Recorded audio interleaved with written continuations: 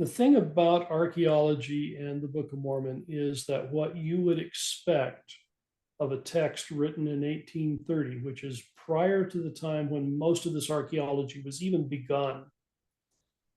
This is even a time prior to scientific archaeology. What you would expect for a text written that says it describes history that was written in 1830 is that the longer you go with history, with archaeology, the worse that text would get. The more things would crop up, say, yeah, no, but that was weird. Nope, that doesn't fit. Yeah, for all to be more obvious over time. It should have fit its time period. But once the time period of creation was over and you start getting more information to learn about what that history was, take any history that was written at any time period and you will start finding find out that later research invalidates parts of that history because we learn more, we know more. And so if this were a text written in 1830, it should have, frankly, it should have been debunked a long time ago. Mormonism with the Murph, where Larry Singh explores church history and the church's truth claims. Hello everyone, welcome back to my channel, Mormonism with the Murph, where Larry Singh explores the church's history and the church's truth claims. And I'm really excited for today's episode. We're going to be looking at evidences and a case and convergences between Mesoamerica, geography, Mayan culture, and the text of the Book of Mormon. And I have back with me Mesoamerican scholar, anthropologist, and friend, Brant Gardner. Brant, thanks for coming back. Good to be back. Good to be back. We did an interview, I think it was around about 6 months ago on my channel. I had just read Brant Gardner's book, the Book of Mormon as History, which I will be promoting in this episode as well. And we talked a little bit about what Brant sees as sort of like historical evidence and things which converge between both Old World, geography, context, and the New World, particularly in Mesoamerica and the Book of Mormon. We kind of touched on also sort of like your thoughts on Book of Mormon translation. And then we spent probably a good bulk, maybe over half the interview, you sort of responding to like the main criticisms against the Book of Mormon. I was kind of throwing a lot of them at you, like anachronisms, King James Bible, DNA, Deutero, Isaiah. I really appreciated, you giving your insights, your views. I thought it was a really great interview. And I've had the opportunity since doing my series on the Book of Mormon to interview a few different scholars like Blake Ostler or Dan Peterson, Stephen Smoot, Michael Ash. But over these past few months, I've been, doing a little bit more research into sort of Mesoamerica. I reread your book over the past month. I took it with me on holidays because I feel like I didn't absorb too. Say again? That's a poor soul to do that on a holiday. Do you know what? I loved it because I had so much time whenever I was traveling or if we were on the beach. Like, obviously, I enjoyed my holiday when I was there, but when we were like on the train or the bus or the flight, I was like, I'm just going to read, because you don't always have loads of free time to just read.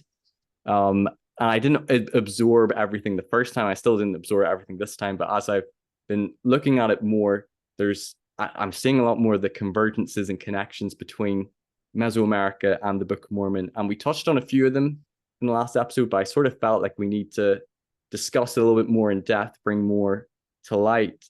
So really what we're going to be doing in this episode in part one is we're going to be discussing sort of the main convergences that Brant has in his book. Really, all of these will be in here if you want to go more in depth. So I encourage people to go read the book and buy it. I'll put a link where you can get it. And Brant's going to be sort of expanding upon the correlations.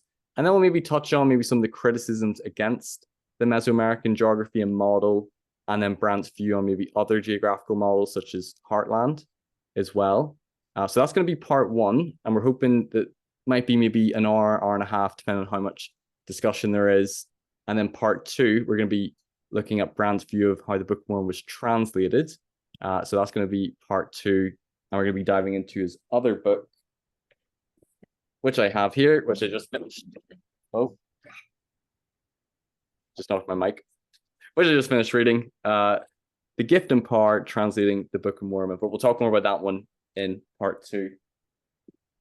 So Brant, before we maybe dive in, you talked about in your book, it might have been at the beginning, about your sort of like your methodology or your approach because some apologetics could be referred to as like parallelomania, just trying to find any parallel and that fits as evidence.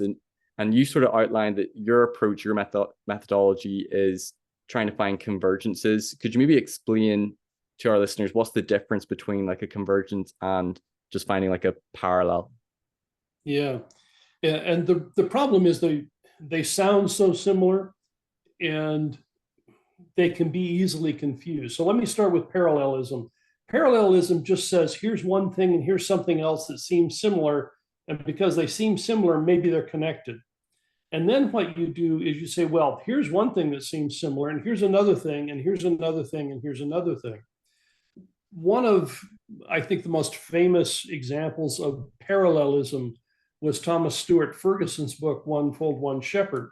And I remember reading this book and I'm looking at this and I'm, oh man, this is so cool. This was before my mission, before I knew very much about the area at all. And what he does in the book is he lists like, I don't know, 100 plus of these parallels. And he says, look, there's temples, temple pyramids in the New World and temple pyramids in, Babylon. So we don't go to the Egyptian pyramids because, those are funerary, but the pyramids they had in Babylon had a religious purpose. And so there's a connection. You go, look, there's a stepped pyramid here and there's a stepped pyramid there. And then you looked at some of the others. And one of them that I remember him saying is, here's a parallel. In both areas, they use sun-baked brick. And you think about that and you go, okay, wait a second. Yeah, that's true. But how hard is it to have independent invention if what you're doing is sun-drying mud? That's probably going to occur to more than one person, one people, one group in the whole world. And so the fact that two people use sun-baked brick doesn't mean there's a connection other than the fact that they're human. So you can get these parallels, but they're all weak parallels. They don't necessarily mean much. And you can have 100 of them, but there are 100 that are just scattered. They don't hold together. There's just nothing there other than the fact that the person who made the list put them there. The other part about parallelism is that you can create parallels that sound really good based on the way you make the parallel. So the way that you describe it can make it look better than it is. Right. And the example that I've used many times, Bernardino de Sahagún, when he's trying to describe the gods of the Aztecs to his old world audience, compares them to Greek gods. And he does a pretty good job of going through and saying, this god is like this, and this is like that. And, he sets up the parallels and you look at them and go, oh yeah, those really look similar. Now, if you really know anything about those gods, they're not similar at all. It's, you pick and choose little pieces that look alike, but you ignore everything else. And that's why parallelism is such a weak scholarly tool. You will not find any good scholar who thinks that that's a very good idea, because it just doesn't do anything. Yeah, you just focus on the similarities and ignore the dissimilarities. And I've seen that as well when critics have maybe pointed to, such as like the view of the Hebrews being a source for the Book of Mormon. And they have that long list of the things which are similar between the Book of Mormon narrative and the view of the Hebrews. And when you see that, you're like, whoa, these are so similar. But then they don't account for the differences, the dissimilarities, and that changes the equation. Yeah. And you get the same kind of thing. People will look at the language of the Book of Mormon and look at it's like the late war and the first book of Napoleon. And you say, oh, here's this language, and they use the same language. Well, they're both talking about war, and they're both imitating King James Version. Of course, they're going to sound alike. The causes that generated the language in both cases are very similar. There's no connection between them. There's no indication that there's any plagiarism, because you're pulling, 2 or 3 words here and there. And there's ellipses, and that's really quite often there's a few pages in between the quotes, which definitely weakens the arguments. So parallelism in any of its form is simply very, very poor scholarship. Now, what is a convergence?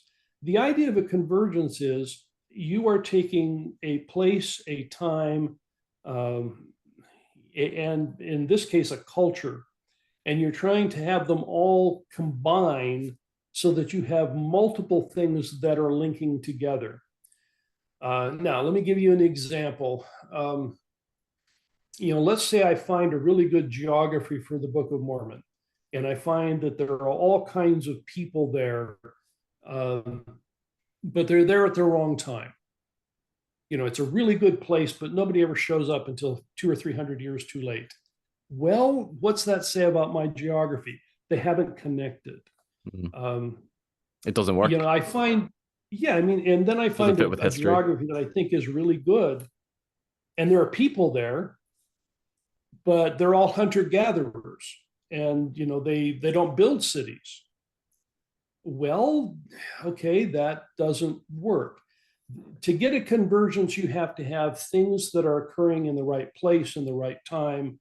And when you get to really interesting things in the Book of Mormon, you have to get cultural things that are starting to converge. So it's not just, okay, these two things look like they're similar. It's that there have to be connections among all of the pieces that all start fitting. Now, when I was doing the book that you showed, the history, Book of Mormon in history, what I wanted to show is how those things fit together, not only at a particular place where you throw a shotgun picture out and you say, well, if I pick this piece from this time and this piece from that time, and I go to this place and then I move it around, which is the way Book of Mormon archaeology, armchair archaeology, has been done for so long. That doesn't. Do you think that's given Book of Mormon archaeology a bad name, perhaps, of some of the scholarship that's been done in the past of like parallel? Yeah, and I should separate the armchair archaeology from the actual archaeologists. The Latter-day Saints who are actual archaeologists are no more fond of those things than I am. So these are all untrained people. They're looking at the sources. They're doing the best they can. They have their testimony as a really good basis, and then they go wild. And again, it's anything from anywhere and any time.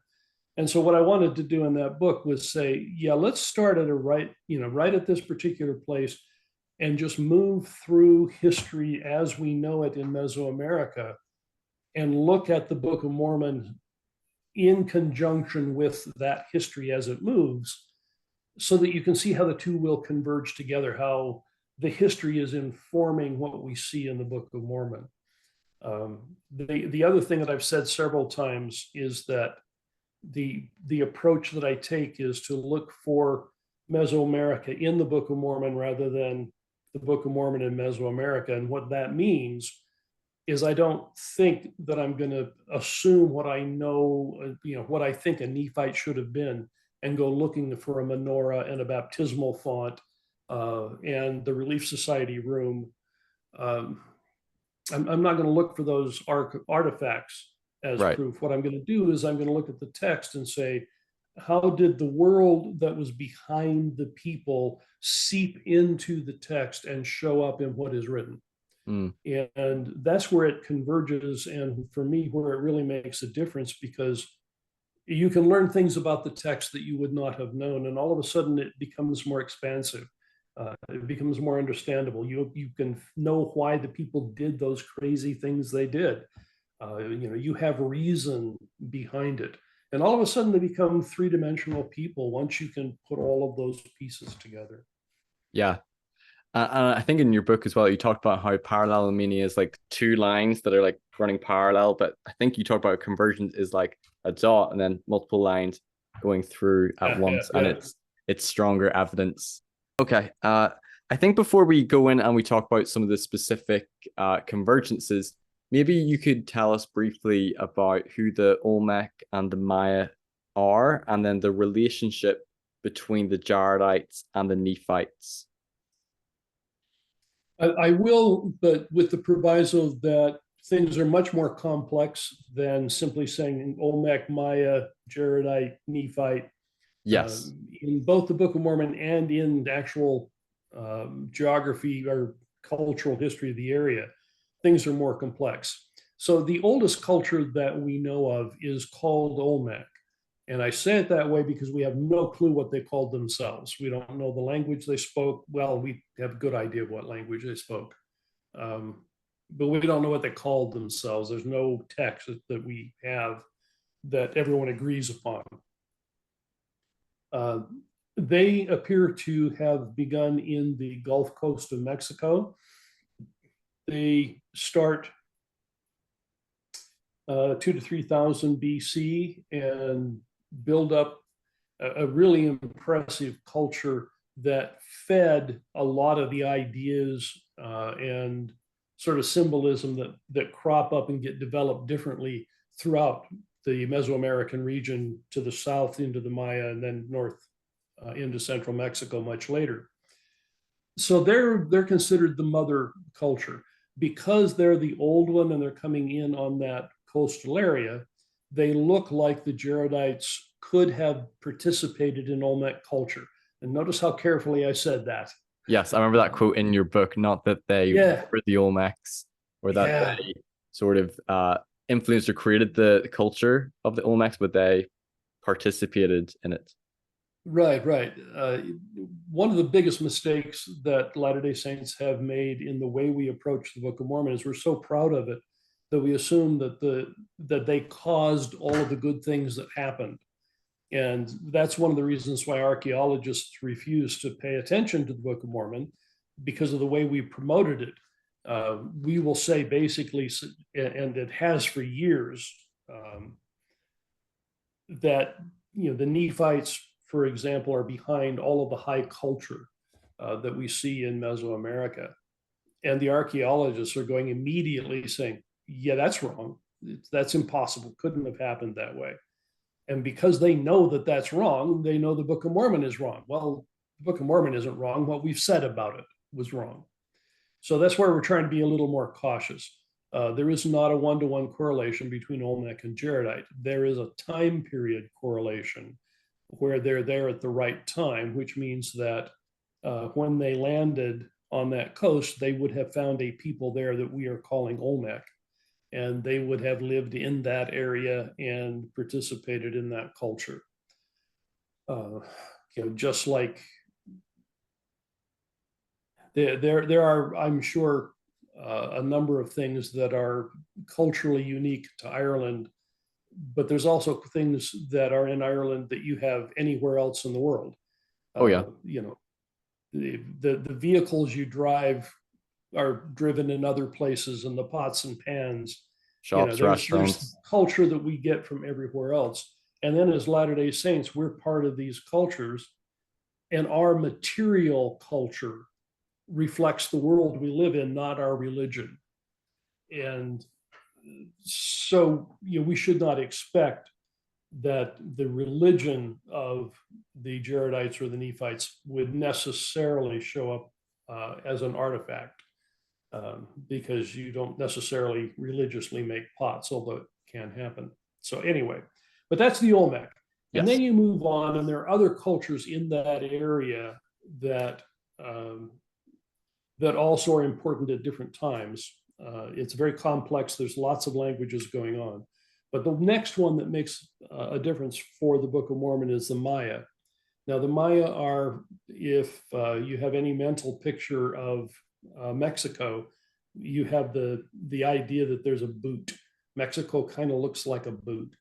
So the toe of the boot is the Petén Peninsula, and down at the heel of the boot is Guatemala. Do you want me to get the picture up of the map? Yeah, you can do that. Yeah, our listeners. Let me see. Let me share the screen, and we're going to have this map up as we talk through some of the convergences in geography as well. So that might be a good aid to people who are watching. So what you're looking at here, what you don't see in the upper right is the toe of the boot. And that's because in this correlation of the Book of Mormon to Mesoamerican geography, that part of the world does not impinge on the history. We don't know much about what's happening up there. There are a lot of people up there. You will notice that it really looks like it's blanked out because there's not all of the maps and the shading that you see, the shading in the mountains you see down below. Mm-hmm. That's because the Baten is flat. It really doesn't have anything. It's, that's not because they whited it out. It's because there's nothing, Right. no elevation there. But that's where you get the jungle. So what you see on where it says the East Sea, Cumorah, East Borders, all of that, that's sort of Olmec land and Jaredite land. This part here? Up in that general region, yeah. And then down in the heel of the boot, that's, starting there and going north, that's all Maya area. And as you can see where they're placing the land of Nephi, that's places where we think the Nephites were. So the Maya are, again, as a people, we start seeing things from them maybe 1000 BC. But this is where culture is starting and really sort of taking off, coming closer to 600 BC. So once upon a time, they said that this is when the Maya began. And because the Maya began in 600 BC, people would latch onto that and say, oh, well, that's therefore, the Nephites did that. That's misreading the time, and it's that time depth have changed over time. We just haven't kept up with the times. But the Maya were a different culture. The Maya were one of the high cultures in this area. When you see all of the beautiful temples, most of the time they're part of the Maya culture. If you see any of the carved glyphs, they're typically Maya because there aren't many glyphs from anybody else. But most of the really pretty pictures that you see are the Maya. And that is, in some cases, a disservice to Book of Mormon archaeology, because we get the impression that because we love the Book of Mormon so much, that a pretty ruin is Maya or Nephite and an ugly ruin is Lamanite. And I think it was highly likely the reverse, where the Nephites were not as culturally advanced or building nearly as impressive architecture as the Maya were. Now, let me give you another definition here, because we brought in Nephite and Lamanite. Mm-hmm. We sometimes assume that Nephite and Lamanite are tribal names, and they are used that way. But starting in Jacob, Jacob says, that's not the way I'm going to use them. And they never use that way again in the Book of Mormon until perhaps Third Nephi. They're used as designations for a people. And what Jacob says, if you're one of us, you're a Nephite. So I don't care where you came from. I don't care anything about your tribes. I don't care anything about your generations. If you're part of our city, and at that time it would have been city. If you're part of our city, you're a Nephite. If you're against us, if you're not our friend and you're not friendly to us, you're a Lamanite. And again, right. I don't care where you come from. I don't care where you are. So in this conceptual world of where we're putting the Book of Mormon into Mesoamerica, we're looking at the Nephites as a small group of people surrounded by enemies, and the archaeologists would call those people Maya. The Book of Mormon would call them Lamanite. And again, not that Lamanite and Maya are exactly the same thing because they came from the same source. It's just this is the label that's been given to them. So the Nephites call them Lamanites, the archaeologists call them Maya, and it's just a collective name for, these people don't like us. Right. And that's something that I've noticed as I've been reading the Book of Mormon again, because I grew up assuming that the Nephites are those who descend from Nephi, Lamanites are those who descend from Laman and Lemuel.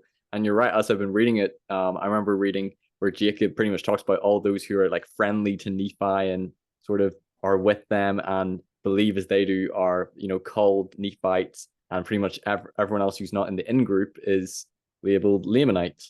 So it's not a blood or genealogical designation. Yeah, for those who are much more familiar with Old Testament, just think Jew and Gentile. Who is a Gentile? Anybody who's not a Jew. Is a Gentile a Greek? Is a Gentile a Roman? Yes. Are all Romans Gentiles? Yes. Are all Gentiles Roman? No. And the same thing happens. Lamanite and Gentile are the same kind of label for a people, That's just a great. generic collective. That's a really good description. And with the Maya, were they all like sort of like one civilization? Did they all speak the same language? Could you talk a little about that? Maybe briefly about like their Yeah. writing system?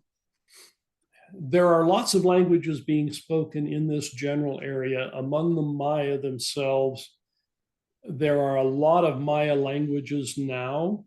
When you talk about Book of Mormon times, there were fewer, so they hadn't split as much, but there were still, not a linguist, and I'm not going to get this right, but there's, let's call five major Maya languages in the time of the Book of Mormon. But they're probably somewhat mutually intelligible. That will change over time and get, more distant. But there's definitely lots of different languages there. And then the other thing that happens is that there are different languages very close by. And that becomes really important to the story of the Book of Mormon. So you go back up on this map where the East Sea is, and we were talking about where the Olmec were. The Olmec spoke a language that has been reconstructed linguistically based on the evidence of people in that area.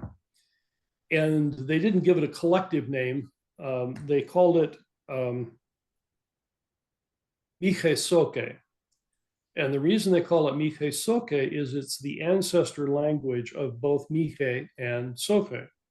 And so rather than come up with a name, they just said, yeah, it's these two, it's the parent language of those two. Well, what happens that combines sort of archaeology, geology, and linguistics is if you're starting in that East Sea area up along the coast, and there's a people there who are speaking Mihe Soke, over time they split, and there is an east-west division. And moving from that area west and then a little bit up north are where the Mihe speakers went. So they traveled to that area, then changed their language. What happens with the Soke speakers is that they move east and south. So down and towards we have like archaeological and Zarahemla, linguistic evidence that this where they're region? going, and you can see how easy it is to kind of follow water up to get up into this Grijalva River Valley. But up into the Grijalva River Valley, these are Soke speakers. So the Soke speakers have a connection to the Olmec.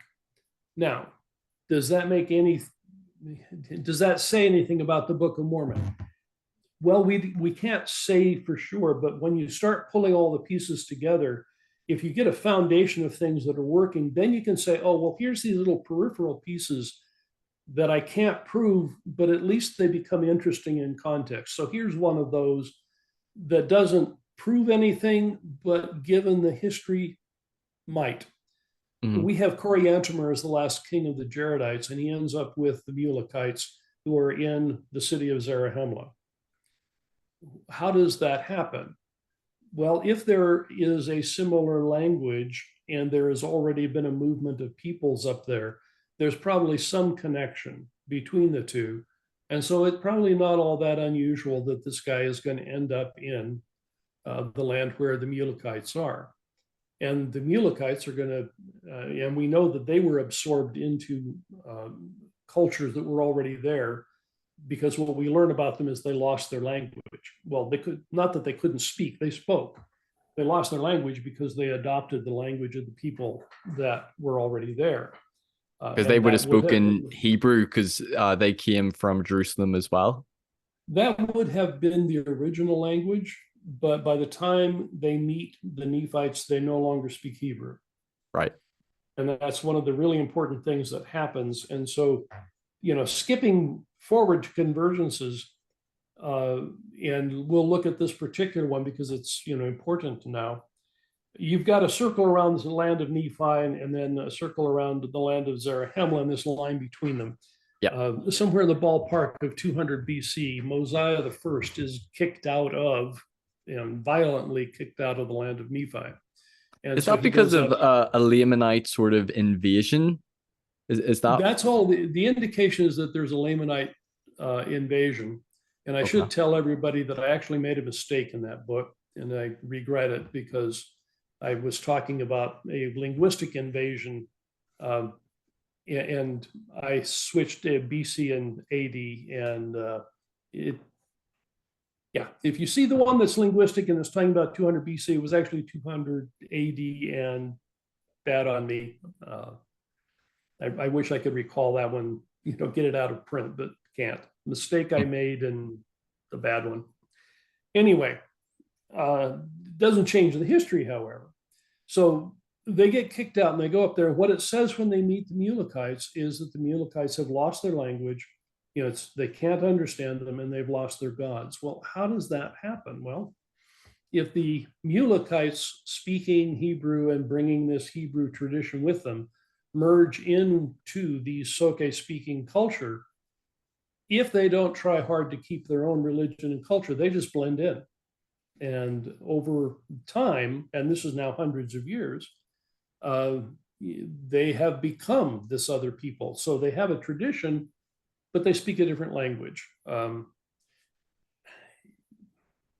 example, we have a lot of Hispanics in the United States who have come from Mexico, come from other places. And there are a few of them, depending on where they are, who try really hard to keep their language, even though English is the language we speak here. They have to learn English. They do speak Spanish, and sometimes in some families, the children will. What has happened, however, with most of the immigrants coming in, and it happened in East with the Italians, it's happening in the West with the Hispanics, is the second, third, fourth generation no longer speaks the native language. They have become assimilated, and they say, well, no, the language I need to speak. And, I'm weird if I'm speaking my other language. And so first generation will keep it going, maybe the second, but third and fourth generation, they kind of merge in. Well, that's what happens with Mulekites. There was apparently a real effort on the part of the Nephites to maintain an ability in Hebrew. I strongly suspect that what they maintained was an academic use for it, much like Latin became. Latin was no longer spoken, but it was an educated language and people used it. And I if think I'm remembering right, I think I either read this in your book or I read it as I read the Book of Mormon, that Mosiah talks about like teaching his sons in sort of like the language and writing and tradition of their fathers, and almost like the implication being that they were taught the language of their fathers, which would have been Hebrew, and sort of implying that that's not the language they were speaking, that they had to be taught in it. Right. And what happens, of course, is we get this statement in the Book of Mormon.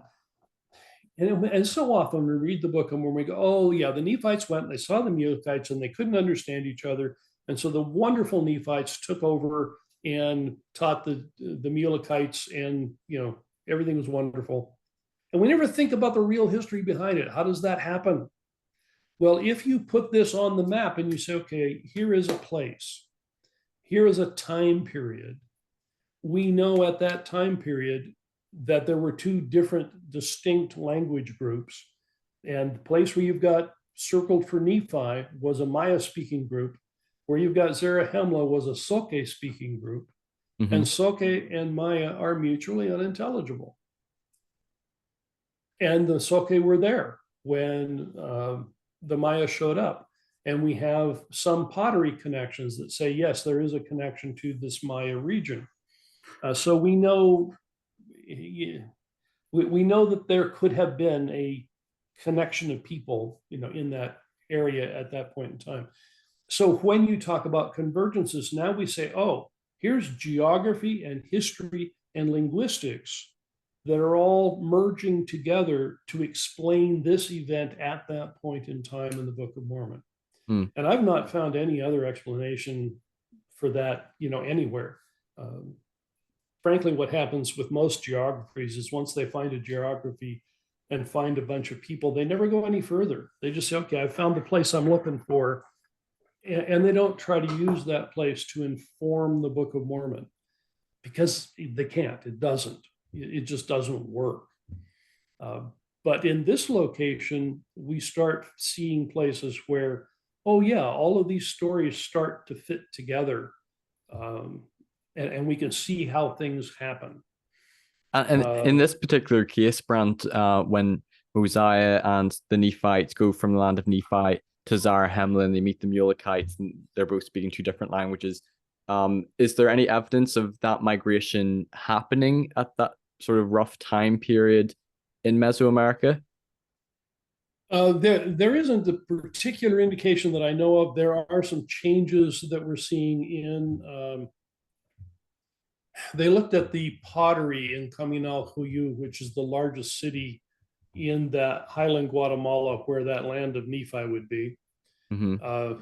And it does appear that there is a pottery change that's coming somewhere in the ballpark of 200 BC, which is when these people are leaving. And it appears to be a sort of a dramatic change. So although that is not totally indicative, it seems to say that there is some kind of major change that has occurred there. Now, invasion of some other people, there's only so much archaeological evidence available. Right. But that does seem to point to a new people that have come into that area, which would be a reason for the Nephites to flee. Now, one of the things that I should mention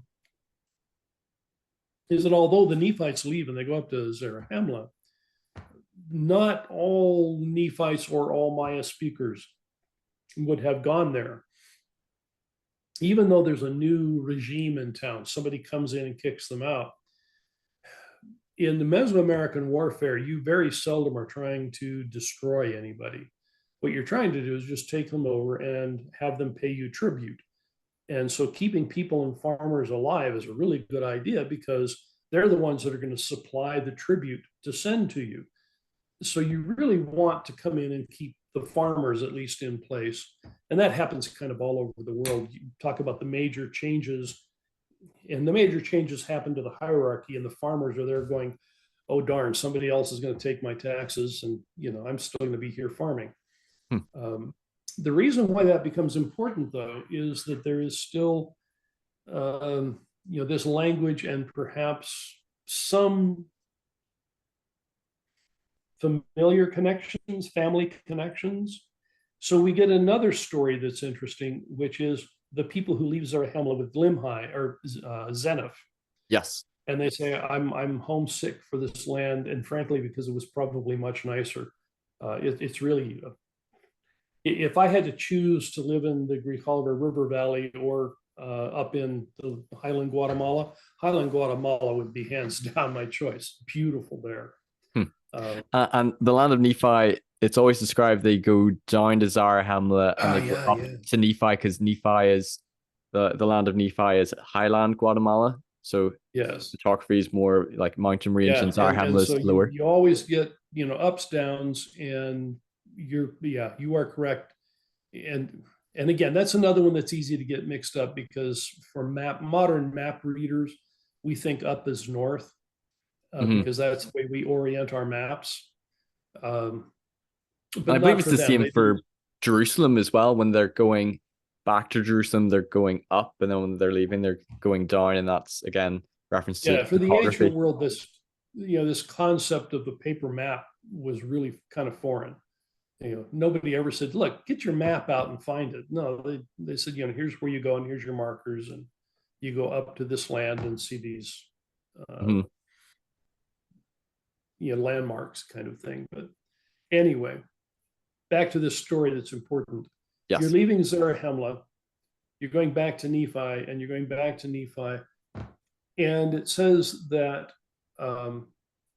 Zenith is able to go in and be a spy, and they don't know who he is, which means he speaks the language natively.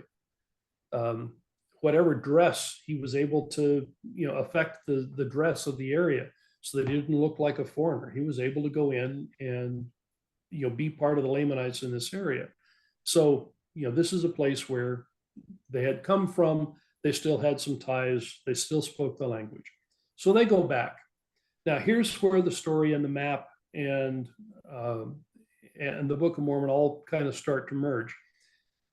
The people of Zeniff are in the land of Nephi, and they're being persecuted, and they want to leave, and they want to find the land of Zarahemla.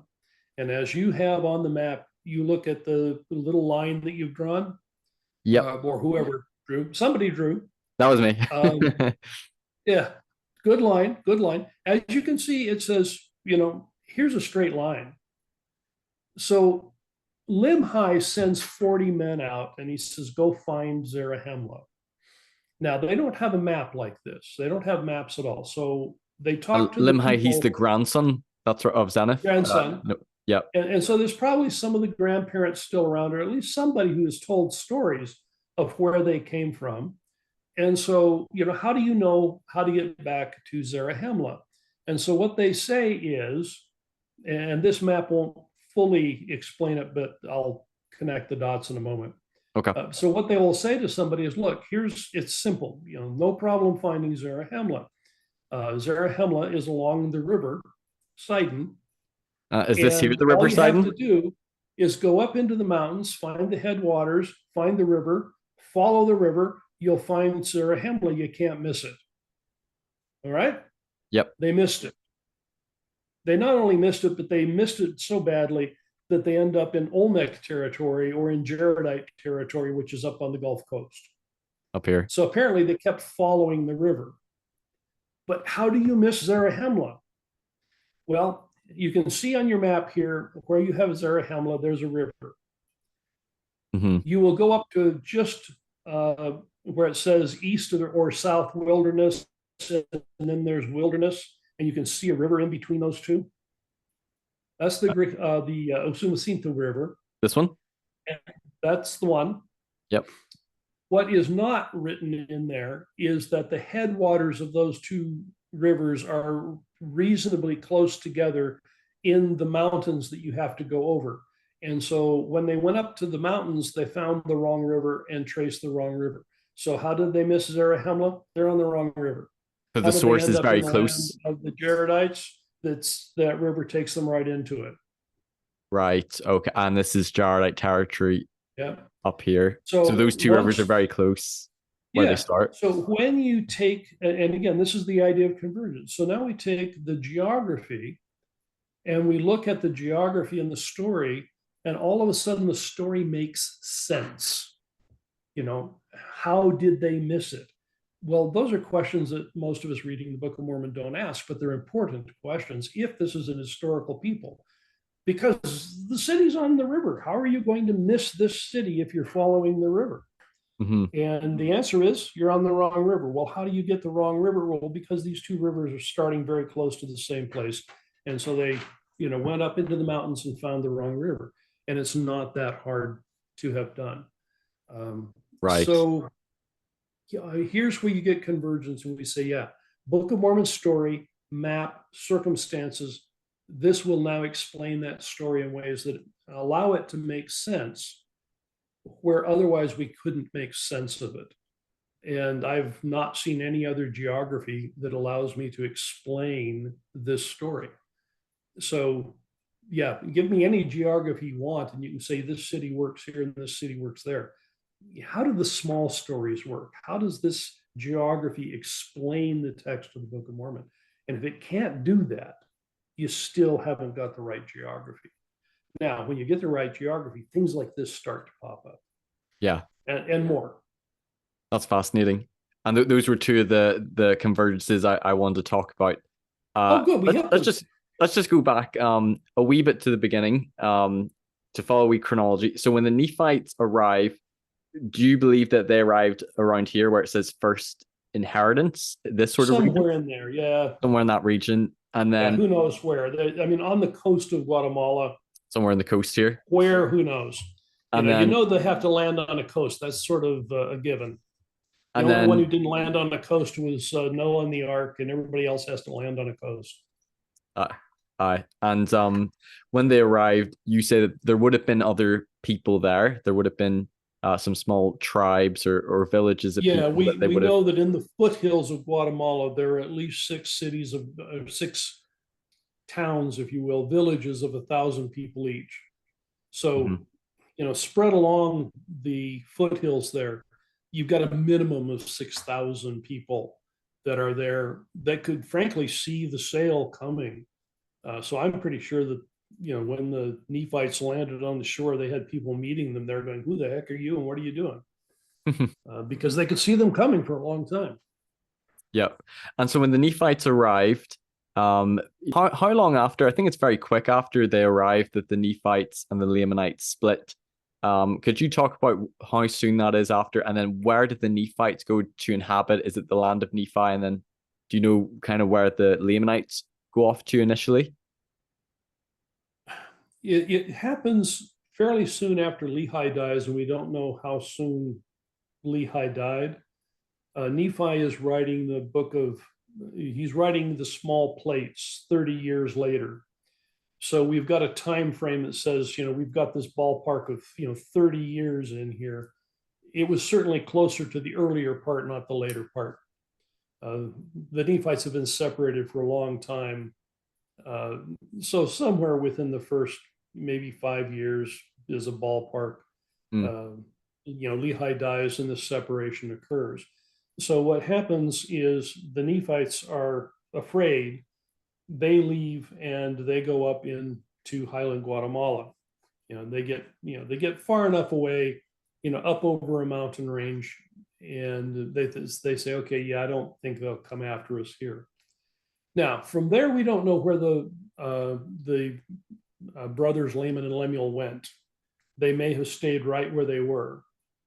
What we know is it doesn't really make any difference where they went, because the Nephites, particularly Jacob, gives Laman's name to anybody. And so there could be descendants of Laman and Lemuel all over that region. And there could be people who were totally unrelated to them that are still getting called Lamanites. So we really have no clue where they went. All we know is that anybody who was not part of that city in highland Guatemala is called a Lamanite. And you'll remember in the Book of Mormon that it specifically talks about how the Nephites are always the minority, and there's so many more Lamanites. Yes. Well, in the landing party, it seems like it was a relatively even split. So, genealogically, how do you get that many more? Lamanites are having triplets or something. Yeah, I mean, you intermarry with the people that are there. And then once you have decided that you're going to call everybody else a Lamanite, well, of course, there's lots more Lamanites. Right. Every city out there is a Lamanite, and we're just one city. Everyone else. I remember, I can't remember if I read this in your book or if I listened to you on a podcast, but you talked about, and it's kind of like a side note, but I thought it was actually kind of interesting. Before Nephi makes the gold plates, the record, he talks about certain materials, metals, gold, silver, and copper. I believe it was those three. Yeah. And a lot of scholars or apologists believe that the plates are probably a mixture of copper and gold. I think Tumbaga is what it's called. Yeah, Tumbaga is the name for it, and Tumbaga is a gold appearing alloy that is not as heavy as gold, but it is a little stronger, a little firmer. So it's not going to be as pliable. If you engrave something in it, it's going to have less chance of rubbing against the other plate and removing the engraving. Gold is notoriously soft. So the alloy is going to be a better use, but the alloy is also lighter. And from studies, the alloy would have produced the weight of the plates. So it seems reasonable. Plus the description of the plates as having this black substance that was in the engraving so that it was easier to read. Jerry Grover did some research to find that, and has a really good section in a book that talks about what the actual percentages might have been and what the process was to produce this black. So basically everything about the description of the plates has a real world replica. we know how it would have happened. And what's interesting, again, as you mentioned, Nephi is writing, and he's writing about what they find as they come into the new world. And he says, and we find ore, and he finds these three specific things. And then all of a sudden there's an aside. Nephi is very good about planning out his text. He knows what he wants to say. But every once in a while, as he's writing, something will kind of trigger his mind and say, oh, there's one where he's talking about Zoram, where it becomes evident he's going, oh, shoot, I forgot to tell you who this guy was. I need to give him his name. And so I'll stick his name in here, because he doesn't have a word processor to go stick it back where it belonged. And so you get it kind of out of place, but you put it in. Well, he has these asides, and this is one of them. So he comes up to these metals, and he has an aside on making the plates. What triggers that? Why does he make that decision? And if you look at it, you're going, well, the only thing that's right before it is these metals, and these are the metals that make Tumbaga, and Tumbaga seems to be the most logical metal for the golden plates. Yeah, not proof, but it fits. That's interesting. So some of the convergences I want to discuss, some of them have to do with geography, and some of them just have to do with things that fit with culture. I think it's really interesting to have that perspective of, okay, maybe we might not be able to find definitive archaeological evidence proving, this is a Nephite city or Nephite artifact, but looking at the text more, how well does it fit? Is it consistent with it? You talked about with me last time, so some of these you mentioned in our last interview, but we could brush over them again, that in the land of Nephi, the people want Nephi to be a king. And you mentioned to me that around that time, 500 BC or 550 BC? This in ballpark of 600 BC. So around 600, sure. Right about the time the Nephites are showing up. And to give the reason for even asking this question, if you have a very small town, very small city, and you're brand new and you've only got 1,000 people, you don't want a king. You don't need a king. There's no reason to ask for a king. Yeah. So the very fact that the Nephites are asking for a king has two implications. One of them is that their population has to be a little bit larger. And in order to do that, obviously they have to have mixed with someone, because there's not a time for everyone to have children to grow up and marry, and you've got to mix with someone else to have that population. But the other reason is, why in the world would you want a king? That doesn't strike us as unusual, but it just so happens that at that time period, when they're asking for the king, that's the time period when in the Maya world, the cities are being consolidated and kingships are being formed. And so we are right at a time period when everywhere else around where the Nephites are developing kingship, and those ideas spread. And so of course they're going to ask for a king. They say, well, they've got a king. How come I can't have a king? So again, that instance in the Book of Mormon where it says we want a king fits into that time and place in that geography. And it says, okay, this makes sense right there. Any other place, you want to talk about Heartland later, but as a quick thing, the whole concept of a king in the Heartland is anachronistic. Nobody had a king. 0 people had a king. Nobody had a population large enough that a king would have been a concept they wanted. Geography and what's happening at those particular times, they need to converge in with the text, and we've got it right here. Right, yeah. So we see culturally in that historical time and place the emergence of Mayan kingship. That's really interesting. You talked about in our last video as well. I'm trying to do this somewhat chronologically with the Book of Mormon and also with your book, as I've been taking down some of these things. So you talked about how when Jacob, I think it's Jacob chapter 2, is the chapter where he rebukes the Nephites, and you read it and he rebukes them for pride, costly apparel, and having many wives and concubines. And you talk about in the book how those things actually go together and they fit with sort of the Mesoamerican time and context. Could you explain maybe the relationship? That's another one of those places where you talk about a convergence, just saying time, place, location are all fitting together. you take that sermon and, we read it, but we don't ask questions about it. So why would he be talking about both costly apparel and many wives? What links those two? Why was that all in the same sermon? Well, again, at this time period, and it's not later. Later, this is already developed. So it's only at this time period when Jacob is there in this land of Zarahemla, or the land of Nephi. Roughly what time period is this? We're around 500 Jacob BC? is coming, 570 BC, call it somewhere. Okay. 550, 570, depends on how old Jacob was. Mm-hmm. This is after Nephi dies. So they've been in the New World for 30 years, and then Nephi dies sometime after that. And then, however long it takes Jacob to do the sermon, but we're within easily the first 100 years. So before 500 BC, this is when this is taking place.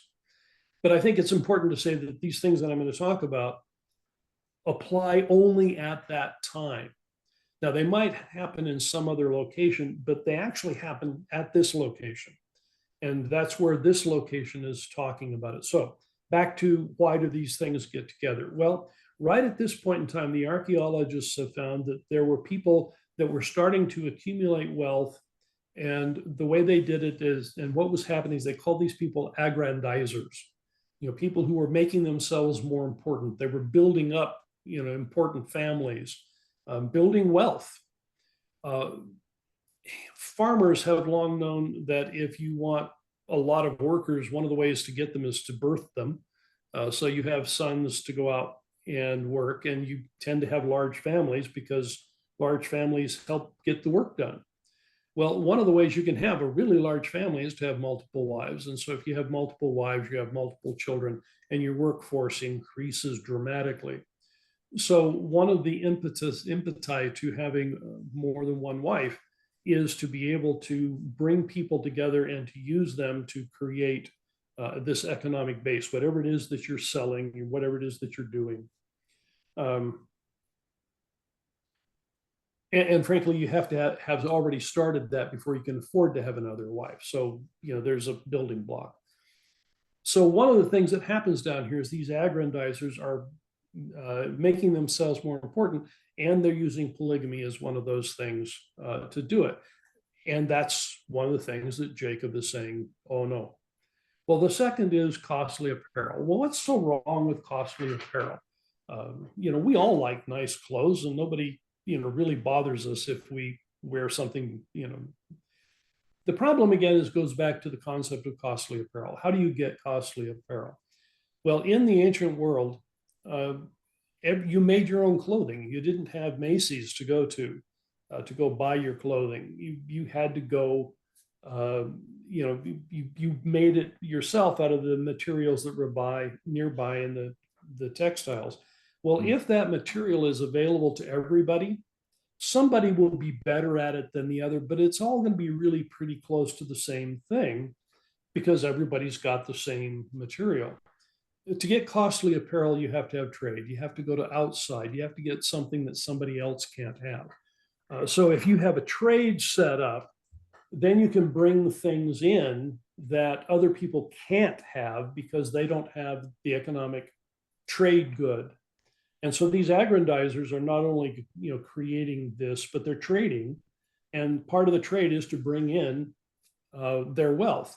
And among the Maya, one of the concepts was that you wore your wealth. You showed it on what you wore. There's no banks. You don't bury things in the ground. If you're going to show that you are wealthy, you do it in your apparel. You have costly apparel. So what Jacob is railing against has implications, social implications for the Nephites. But these are economic conditions that are pushing this issue among the Nephites precisely at the same time this is happening in lots of other communities in this area and at this time. So again, we're getting this convergence of culture, the archaeology, and then again, it starts to explain, all of that is behind the reason why these two things go together in Jacob's speech. Go, yeah, they fit together. That's exactly why he's talking about both of them at the same time. Right. So they have larger families, more wives, so then they can produce more, trade more, Yeah. and build more wealth. And then you And said the other Maya. thing that gets interesting in that story is he specifically talks about um, destroying the women's faith. Well, one of the ways that you get wives is you get them from another culture, but you send your daughters off to create the trade connections. Well, if your daughter is being sent off to a pagan community, the chances that they're going to be able to retain their faith are pretty slim. And so if they're going off to some other community, that explains why Jacob is saying, oh yeah, their faith is in danger. And all of those things that happen explain the kinds of things that Jacob is concerned with. My understanding that concubine, in the Old Testament is a reference to foreign, like wives. They take were foreign women. Yeah, I mean, a concubine is a legal wife. They're just not an inheriting wife. Mm-hmm. So a wife is a woman whose children will inherit. A concubine is a legal wife, so has status, but her children don't inherit. Right. So, that's how those terms are used. And concubine in the old world was not, oh, this is, wanted woman, this is terrible. That wasn't the problem. It's a legal wife. Everybody says, yeah, this is okay. They just, when in Nephi's or in Jacob's case, he didn't like it. But that's the definition of the concubine. It's a legal wife. Gotcha. Okay, that's a really interesting convergence, culturally fitting in the right time Yeah. period, costly apparel, wives and concubine, trade and how they all work together. Okay, so that's like what I have next on my list. Okay, so you mentioned before about paying tribute, and I can't remember exactly if it was Noah or I believe it was the Nephites when they're in the land of Nephi that they were sort of like in bondage to the Lamanites or they're paying tribute or taxes to the Lamanites. And you talked about how with Mayan Kings that there might have been people that I don't know what the correct word would be, but almost like tenants on their land paying tribute Yeah. to them. Is that correct? It's not only correct, it's a really important concept that you can see throughout the Book of Mormon. So, without looking at the Book of Mormon, only looking at the history of Mesoamerica, what happens is conquest from one city when they're capable of doing it. When they'll go and conquer another city, they leave everybody in place. They may put a functionary in there, but the whole idea is they want to get tribute. So this concept of, look, you're now belonging to me, you pay me taxes, and taxes are of course in goods because it's not a monetary economy. That's Mesoamerica. Now, how does that fit into the Book of Mormon? Well, we see it very, very clearly in the story of Zeniff and Limhi, where they're saying, yeah, we have to pay this much of what we produce to the king. Well, that's typical. That's exactly what's happening in Mesoamerica. That's what we expect. Now, that becomes a sub theme throughout. And if you trace out the way they use rob and plunder, particularly the word plunder, in the Book of Mormon, whenever they're talking about the Lamanites wanting to come in and plunder, the idea is they want to set up a tributary relationship. And in every one of the cases, it becomes the code word for what we would call tribute in the archaeological setting. In the Book of Mormon setting, it's called plunder. Now, we think of plunder as something different, but again, if you look at the context in the Book of Mormon, the way it's set up, that becomes the code word for these tributary relationships where you're sending your taxes off. So that goes throughout the whole of the Book of Mormon, and just kind of crops up where once you know that that's what's underneath the Book of Mormon, you see those things, you go, okay, yeah, now I know what this is because that context explains these vocabulary sets as we go through. But yeah, it doesn't just happen there. It happens all over. And it's interesting because like in that account you see the Nephites living amongst the Lamanites and they're paying tribute to them. because throughout the Book of Mormon, you kind of have this view, and I think the Nephite authors almost want to give this view of like the Lamanites just want to attack us because they hate us because they're enemies, but that's probably not what their motivations were. No, and you have to understand ancient texts. Ancient texts are always going to talk about the enemy, and anybody who comes in and tries to take you over is going to be the enemy, and you're not going to think well of them. So you're always going to talk smack about the bad guys. The reality is that you have to have economic motivations for these things. So if the Lamanites are coming to attack, they're not coming to attack because they got bored that day. It's sort of like, shoot, man, I got nothing else to do today. Let's go attack a city. Nobody does that. Nowhere in the world does anyone do that. If you're going to attack a city, if you're going to attack another nation and create a war, you got to have some goal in mind, because it's a heavy cost in, even if you win, you lose people. You've got the problem of feeding an army and sending them away. I mean, there is a huge economic cost to military encounters, anything more than just a small skirmish. So, yeah, all of these wars, they had to have something that they were looking for, and they're looking for tribute. Right. Okay. So I'm going to transition and talk a little bit about Lamanite culture. So I'm taking a few points I got from your book. So it talks about, so this is around when I think Ammon and his brethren, go down to the Lamanites. So they would have been in the land of Nephi, correct? And Ammon and his brothers would have left from Zarahemla Yes. to the Lamanites. And it talks about, so Ammon goes to King Lamoni.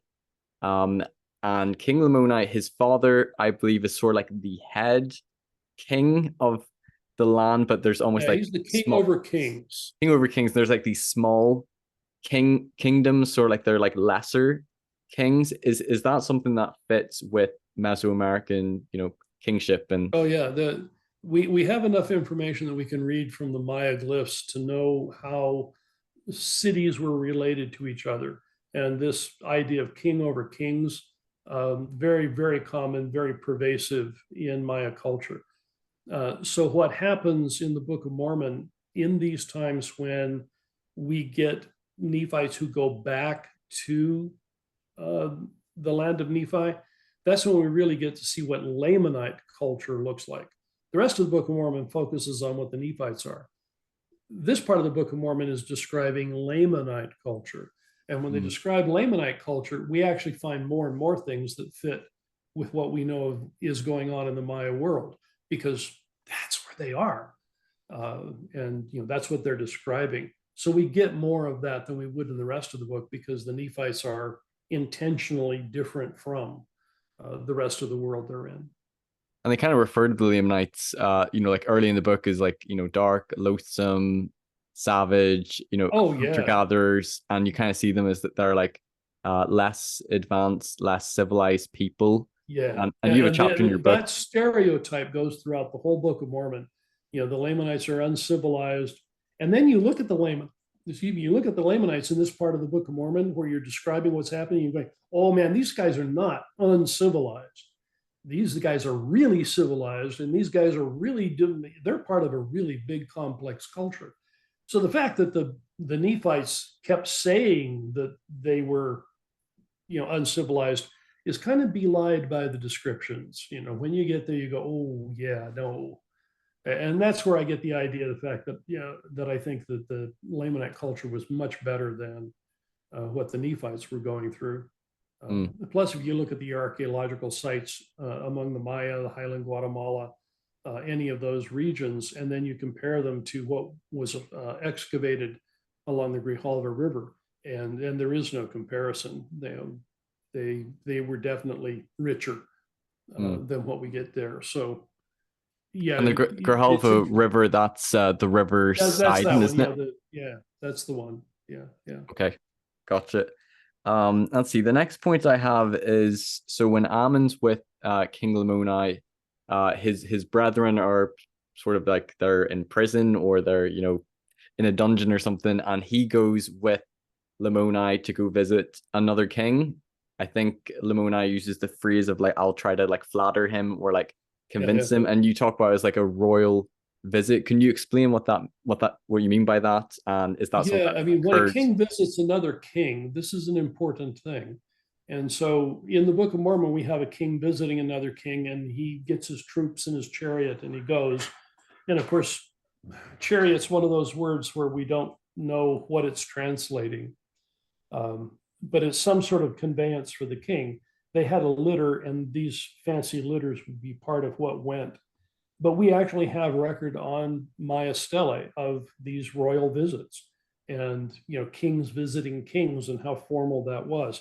So this concept of the king is going to go officially visit another king and basically come in regalia, um, that fits into that cultural area. We know that was what happened there.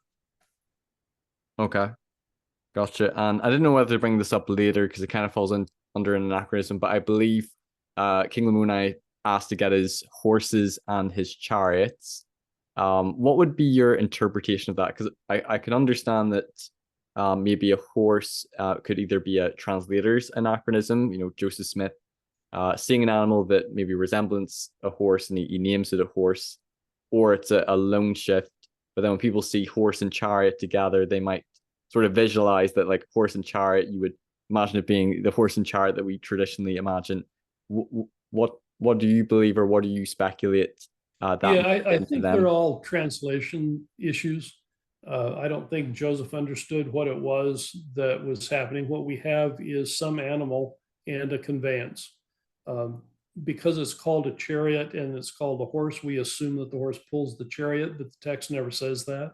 Hmm. We know the horses eat. We know that they can move, and that's the only two things we know from the text about a horse. Nobody rides them, and the one time that we see them moving, they're in a list of animals that are used for food. So maybe they ate them. We don't know. They're not used in battle. Never used in battle in the Book of Mormon. There's a passage from Isaiah that talks about old world chariots, but that's not anything that happens in the New World. So in the New World, we just we don't find it. Hmm. But we do find conveyances, but they don't have the wheels on them that we expect of a chariot. So So I I think believe, they're are they all, like carried by like the king's yeah, servants? they're called litters, and and this is frankly, there's a lot of the culture of Mesoamerica that has some interesting analogs in Southeast Asia. And although we don't have any ability to say that these things are connected, um, there's just a lot of stuff that shows up from Southeast Asia. And the idea of an important person being carried in a litter, that's all over Southeast Asia. Wouldn't surprise me that there's some cultural connection that brought that over here. Again, reinforcing the fact that the Nephites didn't cause all of the culture. It came from other places, and you get a lot more cultural connections to Southeast Asia than you do to the Middle East. Okay. And if I'm understanding correctly, would you believe that when it says horses and chariots, it's probably this conveyance, this litter, and then an animal resembling the horse might have Some traveled with animal that them? would go with them, yeah, and exactly which animal I don't know. Okay, no problem. Let's move on to discussing warfare in the Book of Mormon. I find this actually quite interesting. I read your book and I don't know if you've seen a series called LDS Truth Claims. He used a lot of your book in his presentations. I think some of John Sorensen's book as well on Yeah, I've warfare. seen a couple of them. Yeah. So a couple of things like I know that the Mayan were sort of believed in the past to be sort of like a peaceful people, but then with sort of like with more scholarship, That was a excavate. long time ago, but Yeah. yes, that the original idea was that they were peaceful, and that idea lasted up through maybe 1960. Hmm. So maybe up through 1960, people were considering the Mayas, these peaceful astronomers. Um, that was a fantasy. The Maya Yeah. were quite violent, involved in warfare all the time. Right. And there are some interesting things, I found in there about, maybe similarity between some of the weapons. seasons of when the warfare happened, fortifications. So let's maybe talk about first some of the weapons that would have been used. So I believe in the Book of Mormon it talks about like, you know, slings, you know, throwing arrows. It does talk about swords. Is there any connections, and I may be forgetting a few weapons, between what they would have used in sort of Mayan battles? The slings, absolutely. And recently they've found a fascinating set of forts in the Maya, I think it's the Maya lowland area, but it's a time period after the Book of Mormon where Teoutuihacan has come in and is building dominating forts that have been built up. But anyway, some of these forts that they have excavated, in one or two of them, they were out and they actually found the pile of stones that the slingshot users would use. So on the parapets of the fortification, they actually have the weapon. So they don't have the sling, but they've got the missile that would be used, and they're all piled up, ready for the guy to, you know, go and pick them up and throw them. So yeah, the slingshot, absolutely. And so, you know, when Ammon is going up against the people at the Waters of Mormon, you know, we remember him using a sword, but he starts with a sling. And Right. you know, his Yeah. very first shot is with the sling. That's So right. yes, Yeah. sling, absolutely. Swords, Mesoamerican sword, and the Spanish conquistadores called them swords. We call them Macahuitl, which is the Aztec word for them. Sometimes they're called a macana. But it is basically a flat, it's a club and it's flat. And then on the flat edges on the sides, they have obsidian blades embedded. I think I have a So picture they of don't one. have Let me steel. see if I Yeah, can show it. I saw that you had a picture of one. Yeah, that's a Yeah. modern recreation. And if you look at that one, it really looks pretty, but it doesn't look lethal. No. Those stones are decorative. Those are not killing stones. The Aztecs, you know, all of the rest of the people would use obsidian, which will chip down to a blade that is finer than what a surgeon uses with a surgeon's scalpel. Right. So you can get an incredibly sharp blade. And, you know, think this thing being lined with all of those blades. Well, the other reason why this was an effective tool, you know, what if one of them broke? Well, you go back home and you replace that one. You know, so having something break on your sword doesn't mean that it's, you know, it's become useless. The other thing is that these things are quite deadly and quite powerful. It's hard to know whether or not it's truthful, but the story is there that in one of the wars between the Maya and the Spanish, one of the Maya heroes took his Macahuitl, you know, this sword that he's got here, and smote off the head of a horse. I'm reading that in your book. Yeah, That's some sword, if that's true. that's I mean, that's some sharp sword and powerful. And these things were used, you know, even after the Spanish brought steel in, because steel wasn't readily available, and the steel would dull, and this was much easier to replace.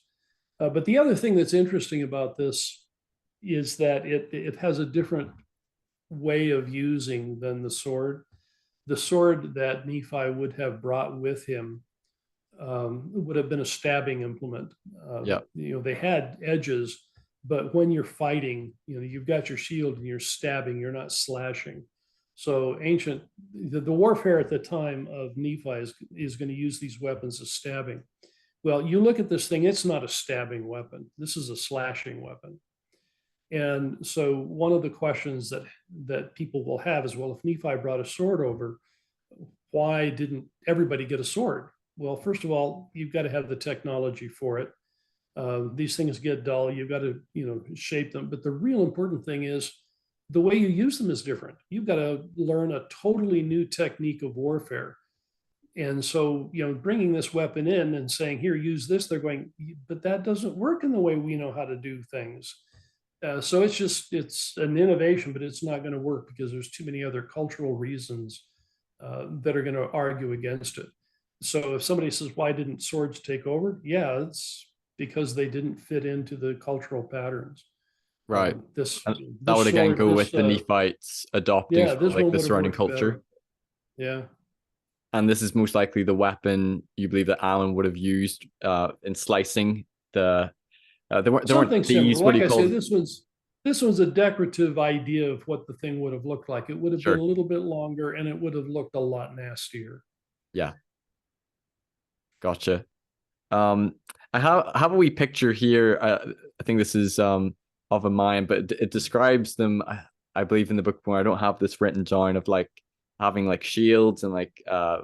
breastplates, scimitar, Breastplates and head plates and headplates. shields. Yeah.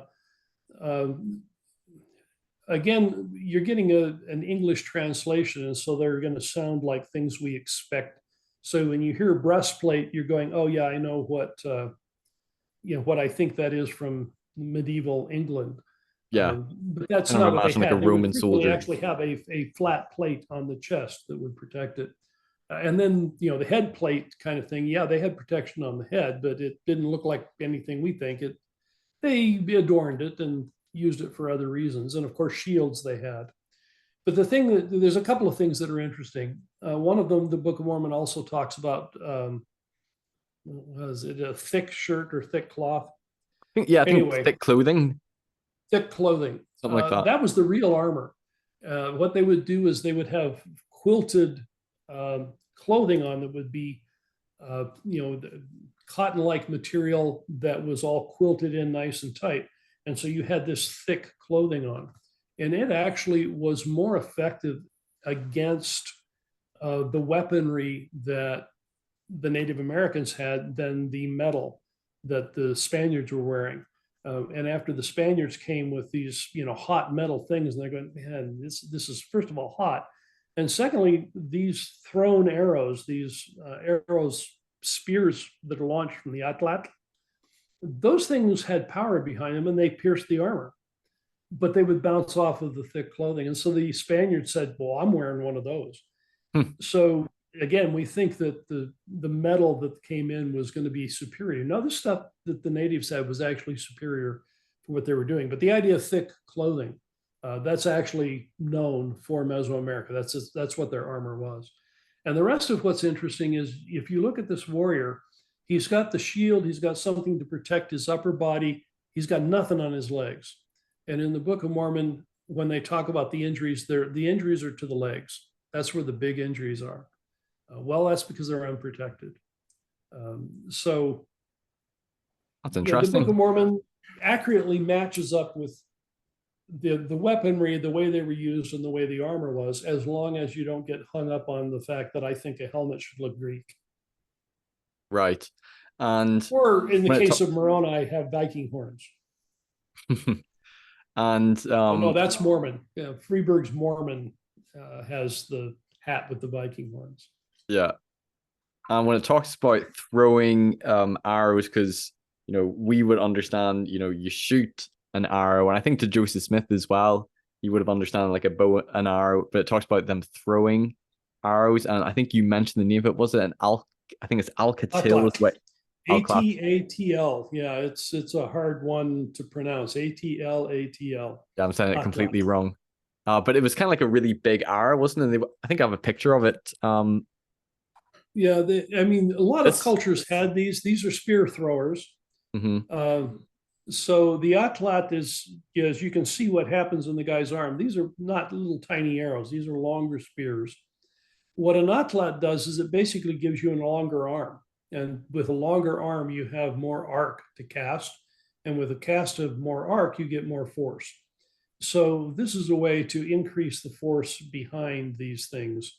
And they can, somebody who really knows what they're doing can cast them accurately and powerfully. I'm sure I've seen a YouTube video of somebody using an atlat. Mm. So people are really interested in what they're doing. There's a video for somebody with a Macahuitl and somebody with an atlat. That you can find on modern people trying to do these things. But yeah, this is highly likely the arrows that are being thrown. Cool. Is there anything else about like weaponry and armor, or should we move on to talking about fortifications? We can move on to fortifications. There's not a heck of a lot to say on fortifications other than they've now found lots of them all over the place in through multiple time periods. Hmm. One of the important things for the Book of Mormon is how they were built, and what happens uh, in most of these is that they will have an earthen wall. Well, if you think about an earthen wall, where does the dirt come from? You know, you can carve a mountain down, but if you're starting on level ground, how do you build a mountain? How do you build a wall out of dirt? Well, you have to get it from somewhere. And so what they all did is they created what they call a borrow pit.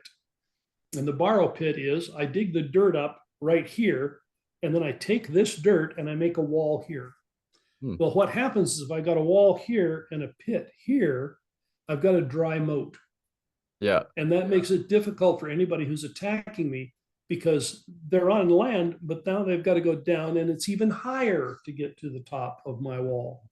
Right. So that is the description. And then you put, timber fortifications on top. So the Book of Mormon talks about that as its way of building forts that Moroni built. And those are the kinds of forts we find all over. You don't find, medieval castle kinds of things. That's not there. But you will find fortified cities with these walls around them with the borrow pits.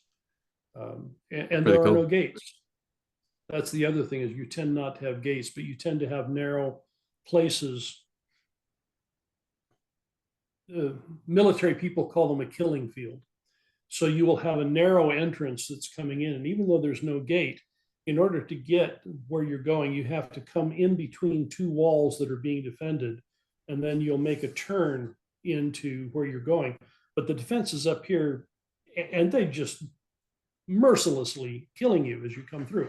So that's called Yeah. a killing field because people have a narrowed down, small area, and you've got defenders who are on the high sides, on both sides of them, that can rain down destruction on them. So that's the kind of thing that you find in Mesoamerica and fits the description of the Book of Mormon. You don't have gates that are being broken down. When the Nephites get to the city of, is it Limhi? It talks about them finally getting to, the gate, but the gate isn't a gate. I mean, the gate's open and the people are right there, and they're engaging.